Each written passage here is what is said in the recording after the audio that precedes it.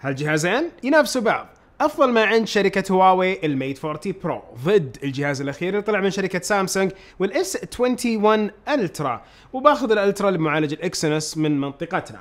الجهازين هذول جابوا افضل ما عندهم، وايضا نعرف انه كل واحدة من الشركات قاعدة تنافس الثانية بوتيرة قوية جدا. اكيد اقدر اضيف اجهزة اقوى زي مثلا تيلو. لو قارنت تيلو مع هالجهاز يمكن النتائج تكون مختلفة تماما. العقبة الاساسية عند هواوي الدعم الكامل لخصائص وتطبيقات جوجل. هنا ابد جوجل موجودة وصار جزء من كيان سامسونج بشكل جدا كبير، التناغم ما بينهم جدا ضخم. المهم خلينا نروح لمقارنة الارقام والحقائق اللي بنشوفها ما بين هذول الجهازين. الارقام هي الركيزة الاساسية للمقارنة ما بين هذول الجهازين، ولكن اول خلونا نبدأ بالتصميم والبناء. الجالكسي اس 21 الترا يجيب تصميم مجدد الى حد ما، الواجهه نفسها، لكن الحواف من الستينلس ستيل تمتد على اطراف الجهاز وتاخذ معها مستطيل الكاميرا وتعطيه شكل مميز جدا بين بقية الهواتف. الجهاز يجي بلونين، الاسود او الفضي، ومثل ما تشوفوا اللون الاسود بالذات مميز جدا على الاس 21 الترا. اما الميت يجي ايضا بتصميم جميل، ساندويتش زجاجي بحواف من الالمنيوم، من الامام شاشة كاملة مع ثقب امامي لكاميرا واحدة وحساس، وايضا في الخلف دائرة الكاميرات الكبيرة والمميزة واللي تسميها هواوي سبيس رينج، نقدر نقول حلقة الفضاء. الكفة ترجع عند مين؟ دائما اقول في التصميم هو ذوق شخصي طبعا، بس الالترا جاب لون مرة مميز ورهيب هذه السنة، والميت 40 جاب التصميم الرايق جدا. فاقدر اقول تخيلوا عاد لو تصميم الميت مع اللون حق نفس الاس 21 الترا، عاد كان بيكون شيء مرة مختلف. فنقطة لكل واحد فيهم. المقارنات تاخذ معي ومع الفريق وقت جدا كبير، اي تفاعل من لايك، من اشتراك، من تفعيل التنبيهات اقدره بشكل جدا كبير. خوارزميات يوتيوب كل ما لها ورانا، صناع المحتوى النوعي. انا ما اسوي محتوى ترفيهي، محتوى نوعي، تقنية زي غيري قاعد يسوي محتوى نوعي في السيارات وغيره. فاي شيء من التفاعل شاكرين لكم. هو ما يجيب لنا ربح، ولكن وش يجيب لنا؟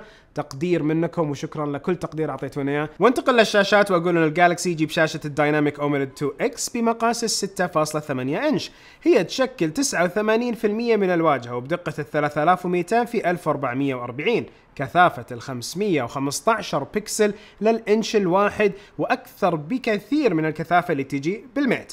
وأيضا مغطاة بطبقة كورنينج جوريلا جلاس فيكتوس الإصدار السابع.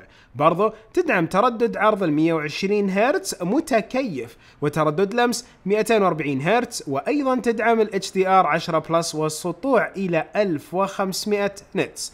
اجي لشاشة الميت، واللي حنلاقي انها ما هي بافضل شيء مقارنة بالاس 21.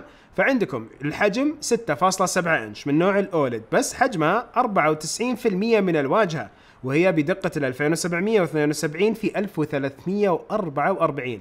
الكثافة 465 بكسل في الانش الواحد فقط، والتردد ايضا 90 هرتز فقط.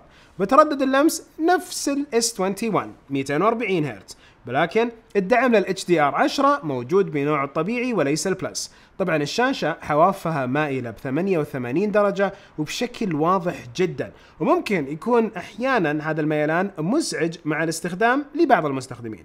طيب الكفة ترجع عند مين؟ لغة الارقام، واكيد الاستخدام والتجربة تقول لنا انه الاس 21 كفته ترجح، فنقطة بتروح له مع الاحترام والتقدير لشاشة نفس الميت 40 برو والحركات الرايقة اللي موجودة فيها. المعالجات موضوع كبير، سويت لكم مقارنة ما بين معالجين الاكسينوس والسناب دراجون للاس 21، وستستمر التجارب على الاثنين نفسهم. ولكن بين هالجهازين شركة هواوي معروفة بمعالجات الاكسينوس وقدرة توفير الطاقة في هذه المعالجات، والمفروض الميت إذا كان زي سابق عهد الخلفاء حقينه حنعرف أنه البطارية تعيش لوقت جدا طويل. أما الاس 21 فالذكاء الاصطناعي بعد أسبوعين من الاستخدام بيعطيكم أفضل تجربة من ناحية البطارية. فخلونا نقارن بين المعالجات. الجالكسي اس 21 الترا يجي في منطقتنا بمعالج الاكسينوس 2100 بمعمارية ال5 نانومتر، 8 أنوية، ومعالج رسومي هو المالي جي 87 ام بي 14. الميت يجي بمعالج الكيرن 9000 بنفس المعمارية 5 نانومتر وأيضا ب8 أنوية، ولكن المعالج الرسومي هو المالي جي 87 ام بي 24. مع اختبار الجيك بنش 5 حصل الجالكسي على 1063 نقطة في النواة الواحدة و3176 نقطة في الأنوية المتعددة. الصدمة أنه الميت في النواة الواحدة جاب فقط 950 نقطة، أما في الأنوية المتعددة فجاب عندنا 3392 نقطة. يعني الإكسينوس الكيرن جاب في البنش مارك أعلى. ولو نستذكر سوا الدرجة اللي جابها تيلو كانت 966 نقطة في النواة الواحدة و3390 نقطة في الأنوية المتعددة. عن نفسي ما أدري إيش رأيكم، لأنه أشوف أنه كثير من الخصائص حقت المعالج شفناها بكفاءة جدا عالية على نفس الإكسينوس، ولكن في الميت مع عدم وجود تأكيد كامل وحجب البنش مارك 5 نفس التطبيق، وما احنا ملاقيين تطبيقات بديلة برضو نقدر نحملها ونختبر فيها، فعن نفسي نقطة تروح للجالكسي S21 الترا. ومن الحين عارف انه كمان في نقطة الدعم حقت جوجل خسرها الميت. الميت جهاز قوي، ميت جهاز قوي وما انكر هذا الامر، ولكن الشفافية مطلوبة، ولا وش رايك؟ انتقل للنظام واقول الاس 21 الترا يجي بنظام الاندرويد 11 مع واجهة الون يو اي 3.1 من سامسونج، واجهة تتميز بالوضوح وسهولة الوصول وتعتبر واحدة من ابرز واجهات الاندرويد في السوق اليوم. ايضا سامسونج تحسنت كثير من ناحية التحديثات اللي ما صارت تاخذ وقت طويل جدا على ما تنزل على نفس اجهزتهم. الميت يجي بنظام الاندرويد 10 مع واجهة الايموشن يو اي من هواوي باصدار ال11 وبدون خدمات جوجل، لا متجر تطبيقات جوجل ولا اي تطبيق من جوجل سواء خرائط او يوتيوب او مترجم او غيره. وفي الطريقة حقت انكم تعتمدوا على تطبيقات الطرف الثالث ومتجر هواوي اب جاليري، وبالاضافة الى نفس البيتال سيرش والاشياء دي الاخرى اللي عن نفسي اشوف انه المنظومة اللي تعودنا عليها من جوجل حتخليكم تحاولوا تستحدثوا التعلم على شيء مختلف في هذه المنظومة من نفس هواوي، ويا رب ترجع الأمور خير وكلهم يصير عندهم نفس تحديثات جوجل بشكل سليم، وإحنا نرتاح من معضلة البيتال وهالأشياء واللف ودوران وناخذ أمان صحيح. الكفة ترجع عند مين؟ قلناها قبل شوي مع المعالج، الكفة بترجع عند الألترا لأنه دعم كامل لخدمات جوجل، إضافة قلم، إضافة واجهة جديدة مع كل التحديثات، بالتأكيد نقطة للألترا مع الاحترام لهواوي اللي قاعدين يجاهدوا بشكل كامل مع متجر تطبيقات الخاص فيها. وروح الحين للدخول الآمن، والجالكسي يقدم تنوع كبير في طرق الدخول. عندنا التعرف على الوجه اللي ما انصح فيه لأنه ما في حساسات على عكس الميت واللي بقولها بعد شوي، ولكن مع الجالكسي برضو عندنا البصمة اللي موجودة في الشاشة اللي صارت دقيقة وسريعة جدا، وبرضو النمط والرقم السري والقفل الذكي اللي ما يقفل الجهاز إلا لما تكونوا بعيدين عنه وله إعدادات خاصة. وأكيد عندنا المجلد الآمن اللي تقدروا تحفظوا فيه ملفات وتطبيقات بحماية عالية بعيدة عن أي أحد. الميت تقريبا يقدم لنا كل ما ذكرناه في الجالكسي من ناحية طرق الدخول، لكن في نقطة مهمة وهي أنه الفتح من خلال بصمة الوجه في الميت، فالحساسات الأمامية حتساند في الدخول الآمن للجوال وتعتبر طريقة جدا آمنة. ولو انتقلت للفائز، تعدد الخيارات هو اللي بيكون حاسم في هذه النقطة، والميت هو اللي كفت ورجحت لأنه عنده طرق دخول آمنة أكثر من نفس الجالكسي S21 الترا. نقطة للميت. أروح للكاميرات وأقول أنه الألترا يجي بمجموعة كاميرات هي التالية: عدسة عريضة 108 ميجا بكسل مطورة عن نسخة العام الماضي، عدسة مقربة 10 ميجا بكسل تعطي تقريب 3 مرات حقيقي، عدسة منظار مقرب 10 ميجا بكسل تعطي تقريب 10 مرات حقيقي، عدسة واسعة جدا 12 ميجا بكسل، وعدسة أمامية 40 ميجا بكسل. أما الميت 40 برو فعدسة عريضة 50 ميجا بكسل تدعم الليزر أوتو فوكس واللي أيضا موجود في الاس 21 الترا، عدسة منظار تلسكوبي 12 ميجا بكسل تعطي 5 مرات حقيقي، 10 مرات هجين أو 50 مرة رقمي، 20 ميجا بكسل عريضة جدا، وأمامية 13 ميجا بكسل عريضة جدا تدعم TOF التايم اوف فلايت الثلاثية الأبعاد. في تجارب الصور الثابتة والصور العريضة جدا الكل أداؤه ممتاز بشكل عام مع الفرق الأساسي في الألوان، بس بشكل عام الألترا يعطي حدة أعلى في التصوير، ولازم نوضح انه العدسة العريضة للألترا تاخذ لقطة اوسع من العدسة العريضة للميت. في التقريب كلهم ممتازين، لكن الألترا يوصل الى 100 مرة مقابل 50 مرة في نفس الميت 40 برو. في الصور الليلية تفاوت في تعامل الكاميرات مع بعض الإضاءات في الخلف، لكن الألترا يتفوق في التفاصيل بشكل ملحوظ، وبرضه نلاحظ الحدة والثبات أفضل لمصلحة الألترا. في السيلفي الميت ياخذ لقطة أوسع لكنه ينعم الوجه بشكل أكبر من الألترا. في السيلفي الليلي هم جيدين الاثنين، لكن لازلنا نطمح للأكثر بالأداء منهم.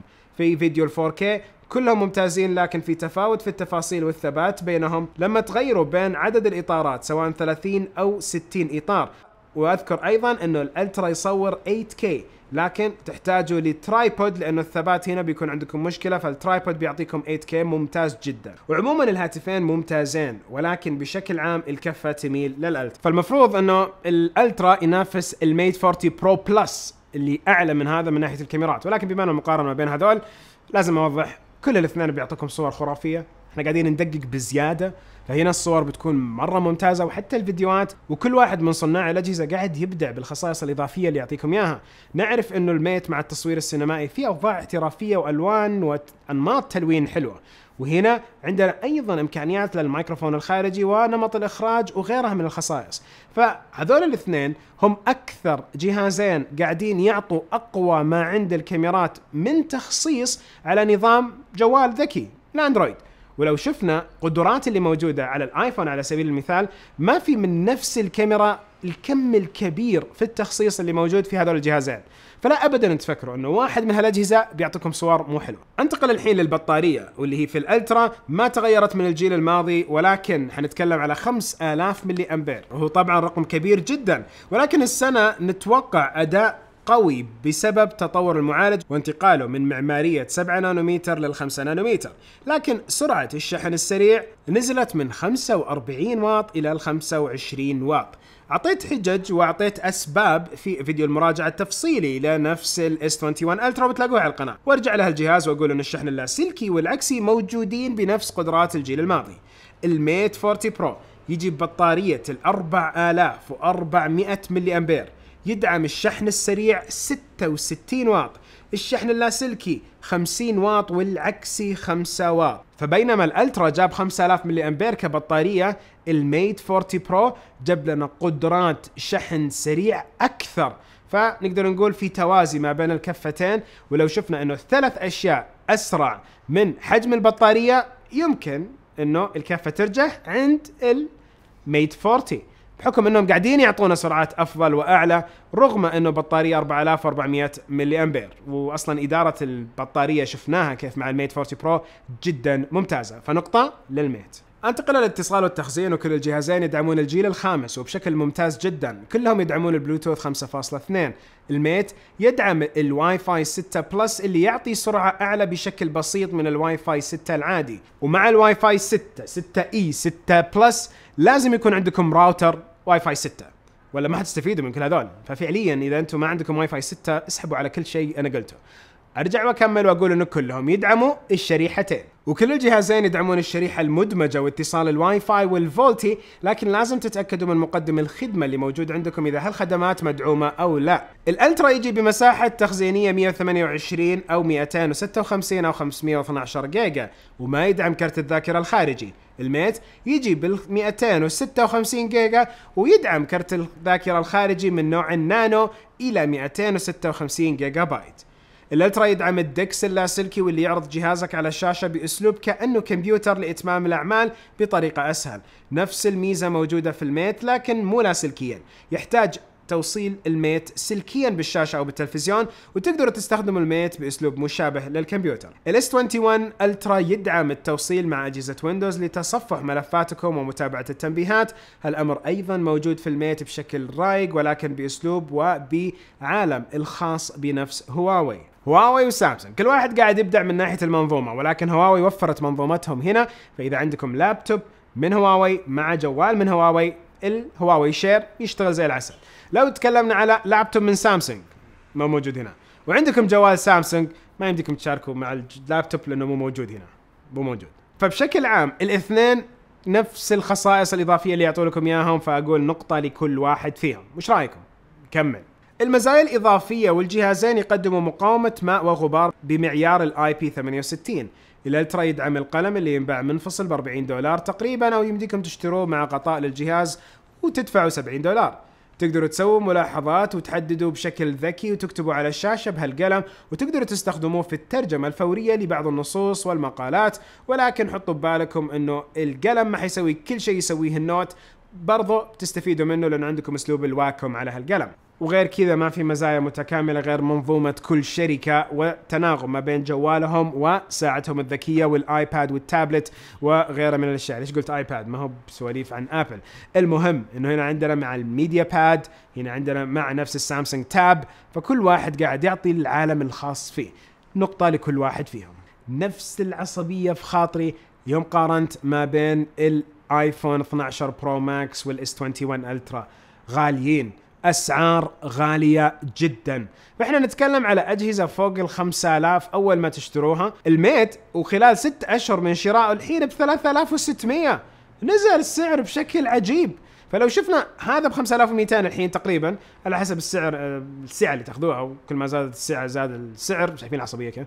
وهنا طاح السعر فوق ال 1000 ريال خلال اقل من 6 شهور. ليش الوضع ذا؟ لا، وما في خدمات جوجل، يعني فوق الخساره برضه ما في خدمات جوجل. وهنا ادفع مبلغ والاقي انه هالمبلغ لا جان نوت وش البواري حتى معي، لا جان نوت. هنلاحظ انه هنا ايضا السعر بينقص. الجوالات ليش صارت غاليه كذا يا جماعه؟ بشكل رسمي الالترا يجي ب 5200 ريال، وامامكم الاسعار بالعمولات الاخرى. هنا لمساحه ال 128 جيجا يصل لل 6000 ريال تقريبا لمساحه ال 512 جيجا. سامسونج تقدم خدمات صيانه ممتازه في منطقتنا، وكمان ضمان حمايه للشاشه ضد الكسر لفتره محدده. الجهاز ما يجي بشاحن، الجهاز ما يجي مع سماعه. لو سويتوا طلب مسبق بيجيكم بودز برو، بس بشكل عام ما تجيكم سماعه سلكيه. وبرضو القلم ما يجي مع الجهاز، انتوا تاخذوا جوال بعلبة وبس. اما الميت وقت تسجيل هذه الحلقة كان 3600 ريال، وامامكم العمولات الاخرى لمساحة ال 256 جيجا. هواوي تقدم خدمات كثيرة واكسسوارات وضمان لمدة 2 وما ننسى ايضا انهم يقدموا متجر تطبيقات الاب جاليري كتعويض عن متجر الجوجل. هالجهازين كلهم كويسين ممتازين، ادائهم جدا ممتاز وخرافي. واشوف انه في شيء مختلف المفروض ابدا اسويه. الفئة المتوسطة والمقارنة ما بينها صارت أقرب للواقعية، لأنه لما نتكلم على الأجهزة اللي فوق $1000 حناخذ أشياء مرة ممتازة عليها. ما عدد الشركات سوت نواقص فيها بشكل كامل، رغم أنه هنا شالوا كرت الذاكرة من الاس 21 الترا، وهالأمر يعتبر بالنسبة لي شيء سيء. يظل هالجوالين أقوياء من ناحية المنافسة والإمكانيات الكثيرة اللي يعطوها لأي مستخدم. اعرفوا أنه أحد هالأجهزة لو استثمرتوا فيها بالراحة 3 سنوات إن شاء الله بتعيش معاكم بشكل جدا ممتاز، وعسى تستخدموا نص 2.5 سنين، وعسى تكون كامل الخصائص انتم استخدمتوها بشكل كامل. نهاية المقارنة، وكل مقارنة يمديكم تروحوا وتشوفوا باقي التفاصيل على القناة. ونهاية هذا الفيديو سبحانك اللهم وبحمدك أشهد أن لا إله إلا أنت أستغفرك وأتوب إليك. أشوفكم على خير بإذن واحد أحد.